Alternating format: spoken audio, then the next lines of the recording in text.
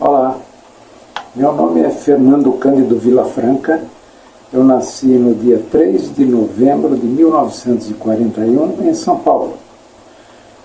A minha vida eu vou descrever agora sobre o que se passou no que se refere a cinema e vídeo. Tudo começou em 1960, quando eu comprei uma câmera de 8mm, que na época era uma câmera a corda, não tinha pilhas, e vinha um rolinho de 16mm para colocar dentro. Esse rolinho, quando a gente terminava de filmar, ele tinha que ir num quarto escuro, abrir a câmera, virar o rolinho e filmar do outro lado. No laboratório, eles cortavam no meio e emendavam. Esse era o processo na época. As câmeras eram simples, não tinha reflex, tinha que ser tudo manual. Então precisaria um bom conhecimento para não desfocar e não tremer imagens, né? E quando era um filme colorido, tinha que revelar no Panamá. Demorava 60 dias para ir e voltar. Era muito complicado.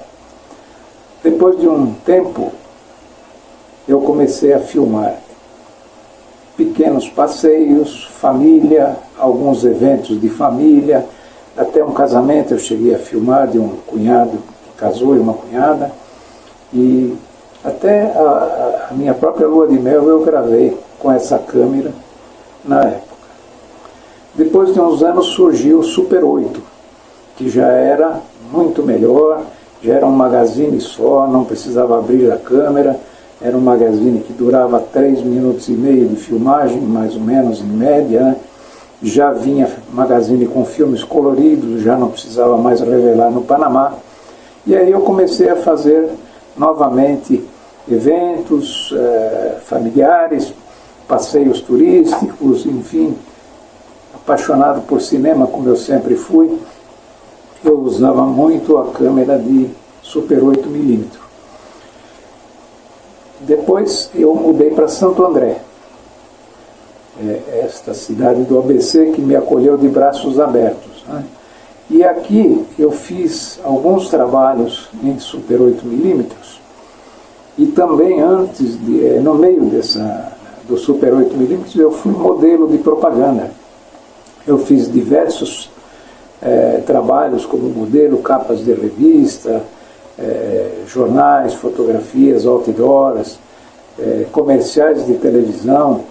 Eu fiz, por exemplo, o comercial do Biscoito Tostines, que foi rodado em um carrossel na Avenida Santo Amaro, em frente ao Gran Boliche.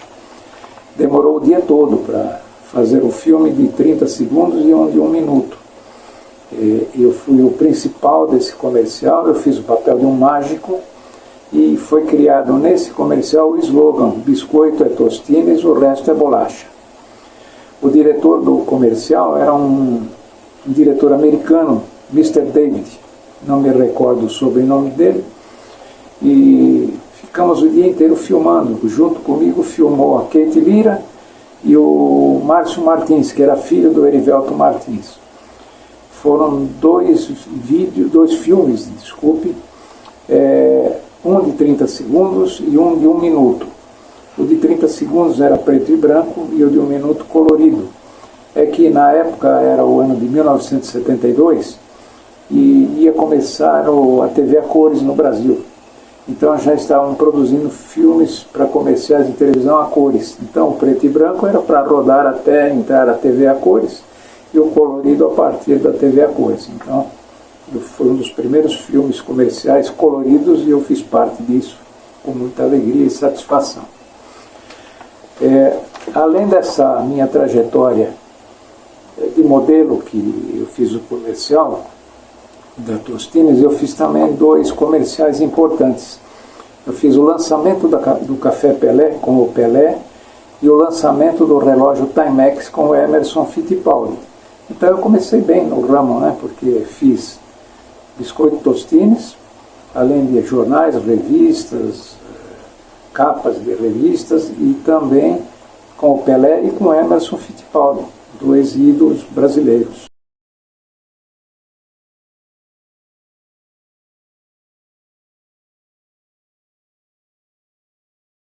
já estava nessa época em Santo André.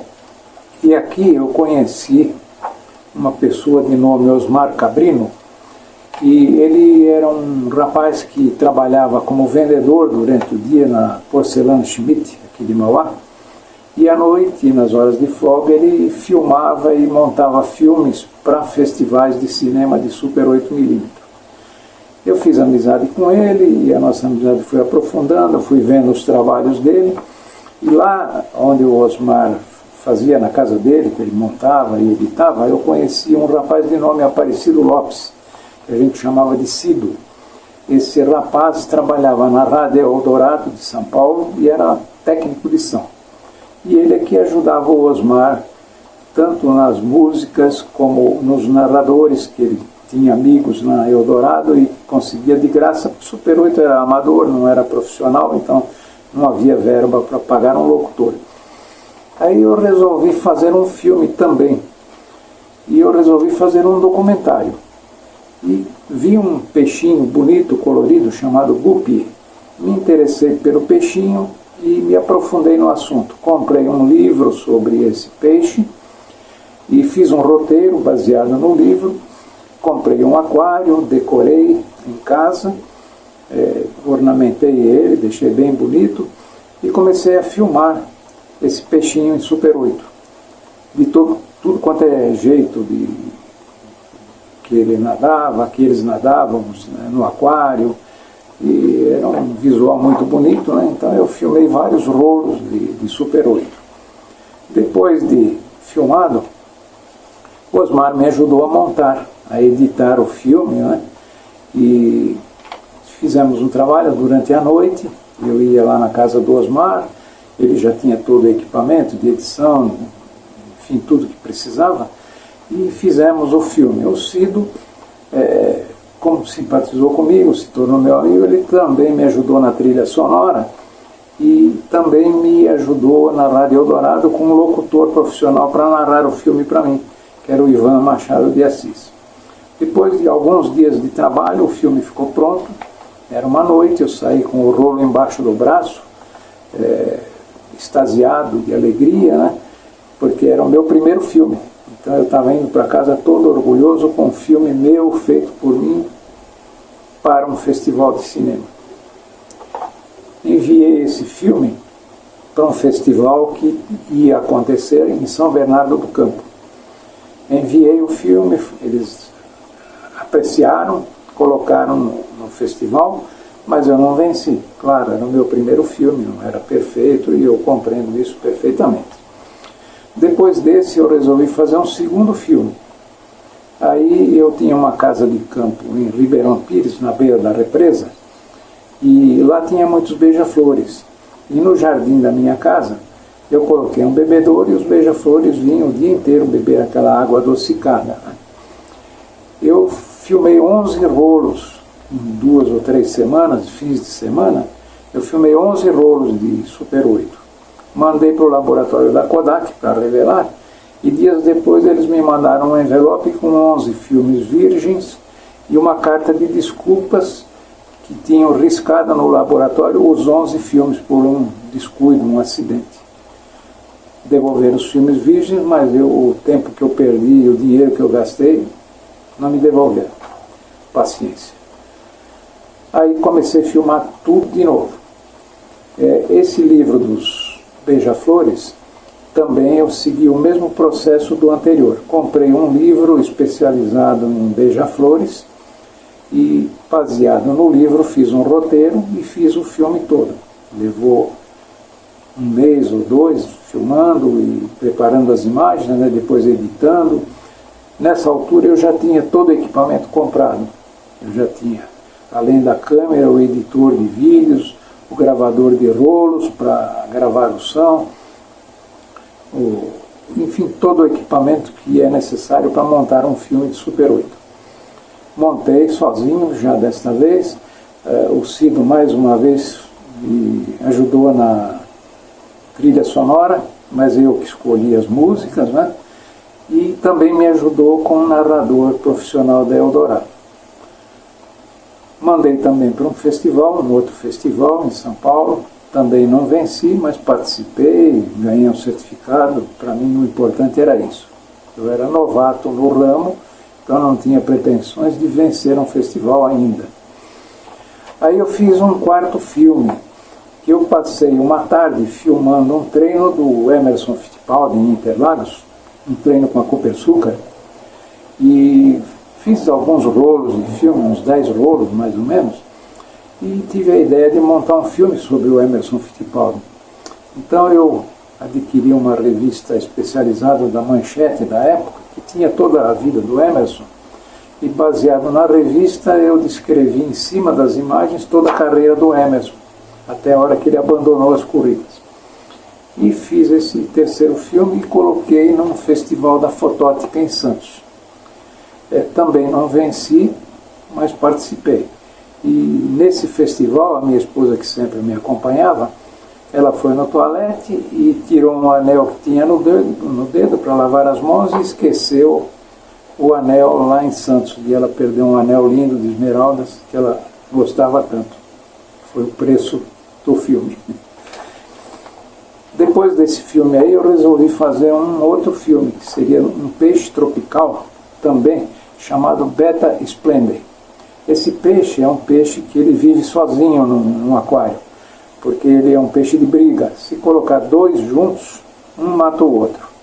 Então eu resolvi fazer um filme sobre ele. Da mesma forma, comprei um livro que descrevia toda a história desse peixe, montei um roteiro e comecei a filmar. Esse peixe, para você pôr uma fêmea junto com ele, você teria que colocar primeiro dentro de um vidro transparente, colocar esse vidro dentro do aquário e deixar uns dias, porque ele via a fêmea lá dentro, passava ao redor, mas não podia atacá-la. Depois de uns dias ele já conhecia a fêmea, se podia soltar dentro do aquário, aí ele passava a fazer a corte, e aí eles acasalaram. Eu filmei todo o processo de acasalamento e depois eles também, quando os ovos que a fêmea colocava nasciam os filhotes, que chama alevinos, o peixe é que cuidava, aí tinha que tirar a fêmea, porque senão ele matava a fêmea. E esse filme teve uma outra curiosidade importante, que foi a narração. Eu gostava de um narrador que se chamava Ramos Calilha. Ele foi narrador da Metro, Paramount e Disney por 33 anos. Tinha voltado ao Brasil e se aposentado, mas trabalhava na Rádio Capital aqui de São Paulo. Eu tinha um amigo chamado Darcio Arrudo, que era locutor dessa rádio, e eu conversei com ele se ele poderia pedir para o Ramos se ele narraria o meu filme. O Darcio falou com o Ramos falou que poderia narrar desde que ele visse o filme, que ele não colocaria a voz dele sem ver o filme. Aí eu levei lá na Rádio Capital, combinamos um dia, levei o projetor, levei os cabos, enfim, todo o equipamento que precisava para ele ver, né? Projetei o filme, ele assistiu com interesse, quando terminou ele virou para mim e falou: pode trazer o roteiro que eu gravo. Foi uma alegria para mim indescritível. Marcamos o dia, aí ele levei o roteiro, aí ele gravou, e quando ele estava gravando, todos os locutores que estavam na rádio naquele dia, que não estavam no ar, ficaram assistindo, né? E comentando entre eles que ele era o mestre dos mestres da narração. E para mim foi uma felicidade incrível, né? Depois disso aí eu montei o filme e ia ter um festival em São Paulo que era considerado o Oscar do Super 8. É o Festival do Grife, do Abrão Berman. E eu coloquei o filme nesse festival. Paralelamente a isso, o Cido, meu amigo, quis fazer um filme sobre o Elvis Presley, o mito Elvis, desculpe. Esse filme aí foi ideia dele, o roteiro foi dele, a trilha sonora foi dele, mas eu quem filmei todas as imagens, porque o Cido não sabia filmar. Então eu filmei todas as imagens, editei o filme para ele e em conjunto colocamos no Festival do Grife também. O meu, dos Betas, quando terminou o filme, o Rubens Evaldo Filho, que era crítico de cinema da Globo, veio falar comigo e me disse o seguinte: Fernando, o seu filme é muito bonito. Se não tivessem extinguido a categoria documentário esse ano, você ganharia esse festival. Mas como extinguiram, você vai concorrer com todos os outros que não são documentários e provavelmente você não vai ganhar. E foi o que aconteceu. Mas eu fiquei feliz, ganhei o certificado. E o do Elvis também foi a mesma coisa. Não ganhamos nada também, mas valeu o trabalho, valeu o certificado, o ganho. E aí é que se completou o ciclo de filmes que eu fiz em Super 8 para festival. Depois disso, eu fiz uma série de filmes sobre peixes tropicais para a TV Gazeta de São Paulo. Tinha um programa chamado Mário Ferraz, e era aos sábados à tarde, e eu fiz vários filmes documentários de Super 8 e passava aos sábados. Depois de um tempo, eu não tinha tempo para fazeres particulares, eu passei para o Osmar e um outro amigo chamado Mário, e eles continuaram fazendo os filmes lá para o programa Mário Ferraz. Nesse festival do Grife, eu vi uma pessoa filmando em videocassete. E eu me interessei pelo vídeo.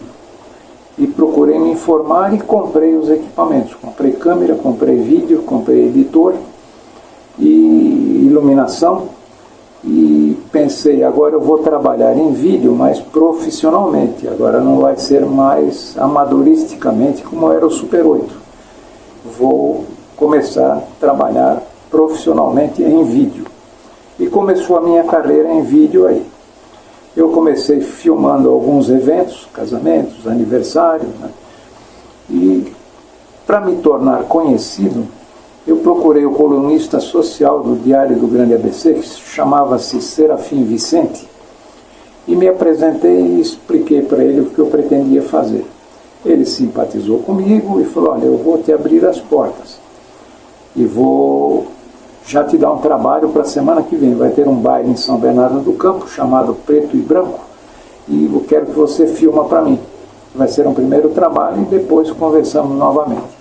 Eu fui, fiz o trabalho, minha esposa sempre me acompanhando, iluminando e me ajudando, e editei e entreguei. Ele adorou o filme e aí passou a me dar trabalhos de eventos na casa dele, aniversários, festas, na casa do cunhado dele também, que era sócio dele em outro ramo, e da família do cunhado também, então eles faziam muitas festas, então eu filmava todas as festas, né? E um dia, durante uma festa que eu estava filmando, um senhor veio me procurar, ele era gerente do Banco do Brasil, o nome dele era Ferreira. Ele perguntou se eu filmaria um casamento. Eu disse que sim, dei o preço para ele e marcamos a data do casamento. Era na Catedral do Carmo e a festa, a recepção seria no Tênis Clube de Santo André. Chegado o dia, eu fui lá para a catedral, filmei, minha esposa me ajudando. Na época o vídeo não tinha a sensibilidade que tem hoje, então precisava de muita iluminação. Então eu tinha 1000 watts em cima da câmera e 1000 watts a minha esposa tinha um bastão que ela me ajudava na iluminação. Filmei o casamento, aí fomos para o buffet, no Tênis Clube. O Tênis Clube tinha um salão na sobreloja para 600 pessoas e um no terraço, no terceiro andar, que era para umas 300 pessoas. Só que a filha do Sr. Ferreira casou com o filho do André Bier, que era vice-presidente da GM. E o Sr. André convidou 1.300 pessoas. Então não cabia, num lugar que cabia 900, 1.300, foi um sufoco danado, principalmente para minha esposa, que dependia de fios para iluminação, tinha que passar com fios no meio das pessoas, um ambiente apertadíssimo, porque 1.300 pessoas num salão pequeno, 2 salões, mas um num andar, outro no outro, e superlotados os dois. Fizemos o trabalho, eu comecei a editar, depois na segunda-feira e terça, né? Aí na quarta-feira o Sr. Ferreira me ligou se eu poderia levar o filme na casa dele na quinta-feira, que ele iria se reunir com o senhor André Bier na casa para um acerto de contas do casamento. Falou assim, ele aproveita e vê o filme também. E como ele é vice-presidente da GM, se ele gostar do teu trabalho, pode ser que ele tenha alguma coisa na GM. Eu fiquei entusiasmado, falei, puxa, que bom, né? E marquei com ele. No dia seguinte eu fui, só que na época ninguém tinha ainda videocassete. Talvez o senhor André Bier tivesse na casa dele, mas o senhor Ferreira não tinha.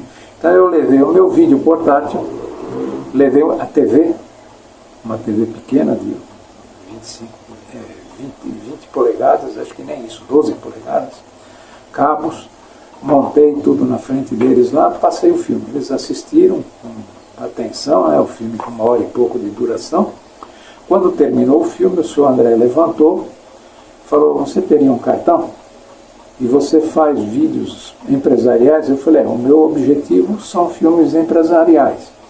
E com todo prazer, se o senhor precisar, eu faço. Deu o meu cartão, ele me deu o dele e falou, olha, oportunamente eu te ligo. Fui embora, feliz, falei, puxa vida, o senhor André gostou do meu trabalho, vai me abrir alguma porta. Quando foi no dia seguinte, me liga um diretor de propaganda da GM, dizendo que o senhor André tinha me recomendado, que tinha gostado do meu trabalho e que o senhor poderia ir na GM no dia seguinte com um currículo e grandes ideias. Eu falei, claro, marcamos o horário, né? E eu fiquei super entusiasmado. Falei, puxa vida, vou começar a minha carreira empresarial já com a GM, que é a maior empresa do mundo. Fui lá, o seu Gilberto, que me atendeu, que era esse diretor, Gilberto Barros. E ele já de cara me deu um trabalho que seria na próxima semana para filmar o 10º aniversário do campo de provas da GM, que ficava em Indaiatuba. Ele me deu um horário de 6 horas da manhã, me disse que viria um motorista da GM me buscar, eu e a minha esposa, que ela sempre me ajudava, né? E quando foi o dia marcado, o motorista veio com um carro Monza, que era o carro da época, era o carro do ano, né? E nós fomos até Indaiatuba. Chegando lá, eu montei o tripé e para pegar as pessoas entrando, sendo recepcionadas pelos funcionários. Em determinado momento chegou o seu André e todo mundo correu para cumprimentá-lo, e ele saiu do meio de todo mundo, veio na minha direção, estendeu a mão e falou, você chegou bem, fizeram boa viagem? Eu agradeci, falei que sim, e pensei comigo que pessoa humilde, né? Ele não tinha necessidade de vir me cumprimentar e perguntar se eu cheguei bem. Ele já, ao me indicar, já foi um prêmio, né? Então eu fiquei muito feliz com isso. Fiz o trabalho todo, entreguei, eles gostaram. Resumindo, fiquei 10 anos fazendo vídeos para a GM. Aqui em São Caetano, no campo de provas, lá em Indaiatuba, em São José dos Campos, na fábrica lá de São José, e também eles tinham um pátio aqui na Avenida Kennedy, em São Caetano, então eu filmei muitas coisas lá no pátio também. E é aí uma carreira que durou 10 anos na GM, enquanto tinha esses diretores que me conheciam, tudo. Depois entraram outros, e aí eles têm os conhecidos deles e dão preferência. Nesse meio tempo, eu também filmei para Aços Vilares. Além dela, eu filmava para outras empresas também. E na Aços Vilares eu também filmei por 10 anos. E uma vez eu estava filmando na Aços Vilares e apareceu uma pessoa que era diretor do Instituto Imã, que ele ia fazer uma palestra lá e dar um curso. E ele pediu para Aços Vilares mandar um cinegrafista acompanhar o trabalho dele. Como eu trabalhava para Vilares, eu fui o indicado, fiz o trabalho, ele também gostou, e aí eu fui chamado no Imã, na empresa que ele era diretor. Chegando lá, ele me apresentou os 2 outros diretores, e aí eu comecei a fazer trabalhos para o Imã. E fiz trabalhos para o Imã por 40 anos, até hoje ainda faço trabalho para eles. 40 anos ininterruptos. Tudo que eles fazem lá, fizeram, eu filmei, gravei, editei, e assim para outras firmas também. Eu fiz também, em 92, a cobertura da Olimpíada de Barcelona. Além de vídeo, eu fazia fotos também. Mas na época não tinha internet. E eu tinha um vídeo que chamava Videoprint, que era o único no Brasil que tinha esse vídeo. Ele fazia fotos de vídeo. Então eu gravei a Olimpíada toda. Primeiro eu fiz um contrato com a Folha de São Paulo e com o Diário do Grande ABC, para fornecer 4 fotos por dia. Eu gravava durante o dia toda a Olimpíada e no dia seguinte vinha um fotógrafo da Folha, às 2 horas, e o do Diário. E aí eles escolhiam 4 fotos e publicavam na Folha o lance olímpico. E o Diário, a Folha, a foto que eles precisassem, né? Eu fiz a Olimpíada toda, a cobertura fotográfica para a Folha, porque não tinha internet, então eu gravava em vídeo, tinha um aparelho que fazia foto de vídeo, e aí eu fornecia para a Folha e fornecia para o Diário. E essa foi mais uma etapa dos meus trabalhos.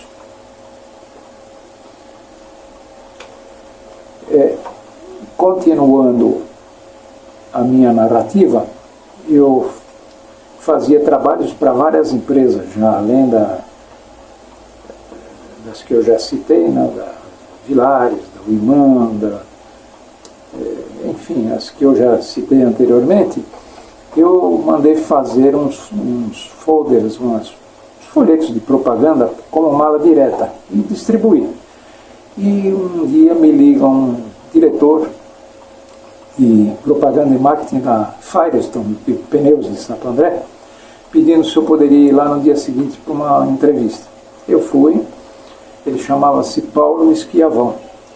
Ele me falou que tinha feito uma pesquisa pelo Ibope e a empresa, os diretores não tinham acreditado. Aí ele fez pelo Galo, não acreditaram também. Então eu quero fazer a pesquisa em vídeo, que aí eles vendo as imagens e vendo o que o consumidor fala, eles vão acreditar. Porque ele me disse que ele gastava fortunas com verbas publicitárias para a agência de publicidade e não tinha retorno de venda de pneus. Aí ele me falou o seguinte: Fernando, eu quero que você filme 4 zonas de São Paulo, norte, sul, leste e oeste, 50 veículos em cada zona e 100 caminhões no mercado municipal de São Paulo. Eu contratei um locutor que trabalhava na Rádio ABC, ele chamava-se Cotrim. Fui eu, ele e minha esposa fazer esse trabalho. A gente ia no semáforo, nas 4 regiões, depois no mercado municipal, e fazia as 4 perguntas, e ia esperando e fazia até completar as 50 em cada região e os 100 caminhões. Levei para ele, para apreciação, ele adorou, pediu para mim fazer o mesmo no Brasil inteiro. E aí começou a minha vida dentro da Firestone. Eu fiz trabalho lá por 35 anos. Passaram-se 5 presidentes e eu fui continuando a trabalhar para cada presidente que entrava. E eu não era funcionário, eu era uma empresa contratada, mas como o meu serviço eles gostavam, eu continuava e acho que um diretor indicava para o outro, e eu continuei por 35 anos lá. Filmei de tudo na Firestone.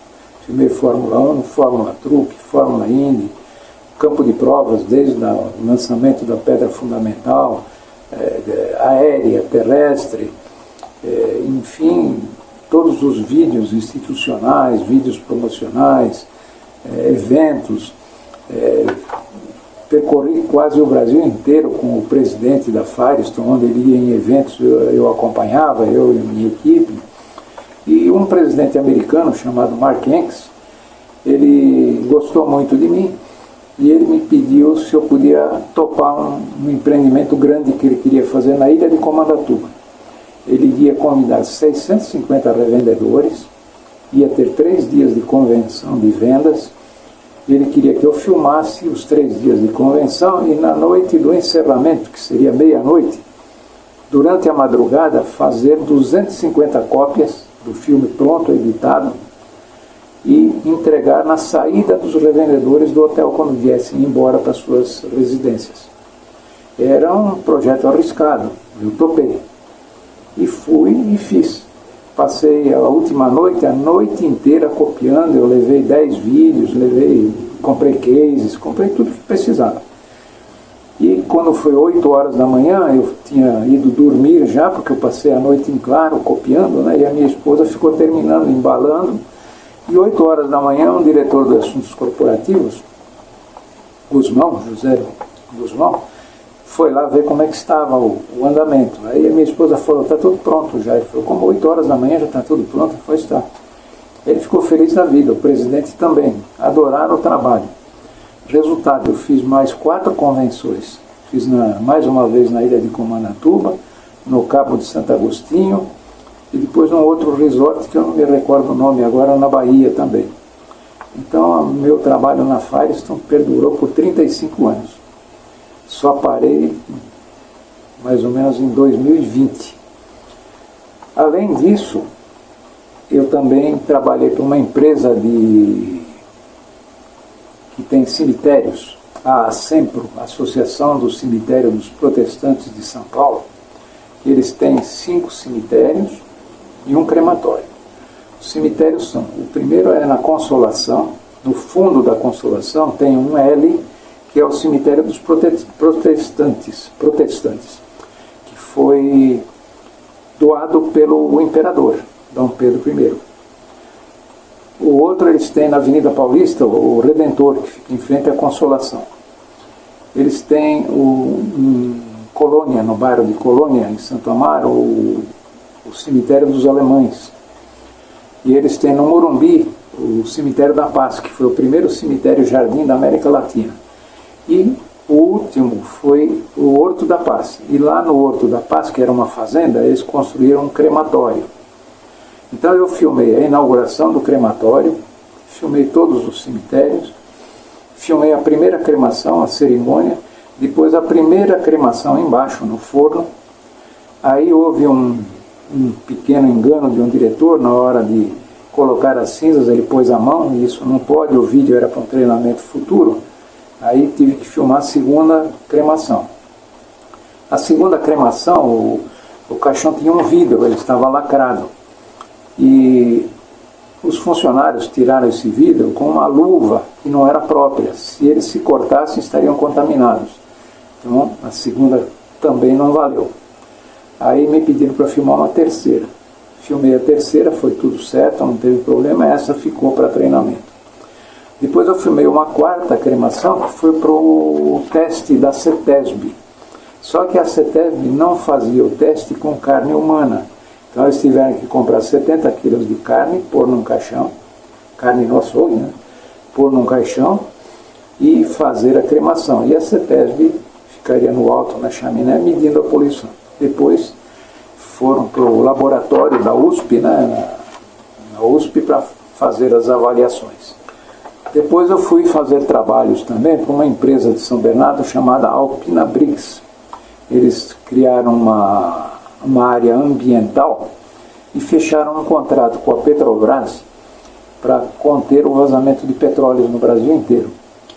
E eles fizeram uma associação com a Briggs da Inglaterra, da Escócia.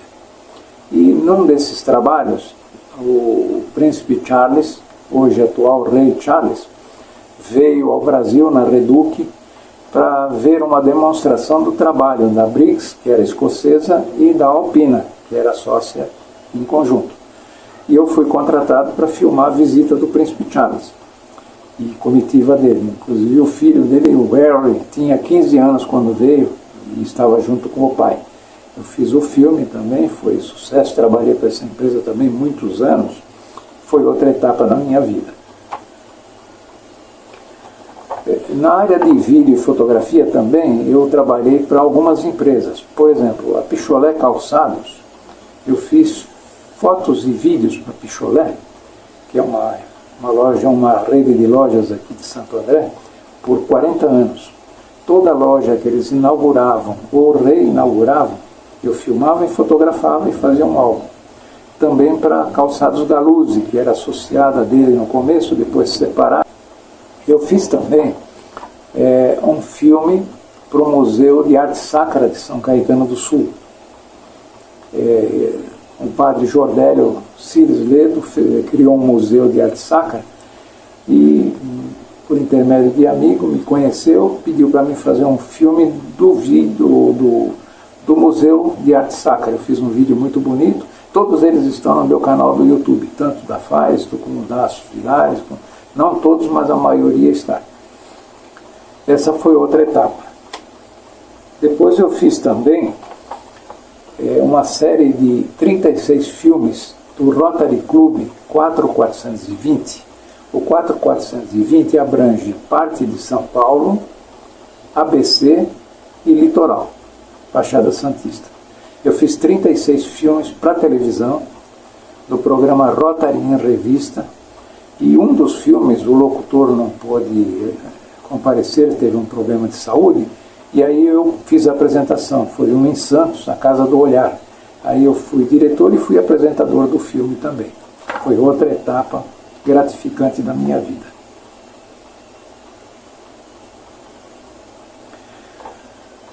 Paralelo a isso tudo, eu fiz num total aproximadamente 3.000 eventos sociais e de 500 a 600 vídeos empresariais. Trabalho até hoje. Fiz também um filme da história do cinema com 1h15 de duração, intitulado A História do Cinema, abrangindo o cinema do mundo inteiro. É um filme narrado também, bonito, que é didático para as faculdades, né? E fiz esse belo trabalho também. Além disso, também eu escrevi 9 livros publicados, vários temas, né? Além disso, também eu faço palestras, eu tenho 3 palestras. Uma sobre a história do cinema, uma sobre a arte sacra do século XV e XVI, e uma sobre o Cláudio Pastro, que foi o maior artista sacro brasileiro de todos os tempos. Também recebi 33 homenagens nesse tempo todo. Recebi homenagens do Corpo de Bombeiros, da Polícia Militar, da GM, da ADVB, Associação dos Dirigentes de Vendas do Brasil, da Snelling, uma empresa americana, Câmara Municipal de São Bernardo, Câmara Municipal de São Paulo, e muitas outras homenagens da ex-prefeita de São Paulo, a Luísa Erundina. Eu fiz um filme para a Defesa Civil, também fui homenageado. Então a minha vida, graças a Deus, foi coroada de pleno êxito. Eu quero deixar aqui um agradecimento para a cidade de Santo André, essa cidade que me acolheu, da qual eu vivo aqui já há quase 50 anos, criei minha família, meus netos estão todos aqui, e eu sou imensamente grato a essa cidade que eu amo desde o primeiro dia que eu pus o pé aqui, e pretendo ficar aqui até o fim dos meus dias. Muito obrigado por tudo.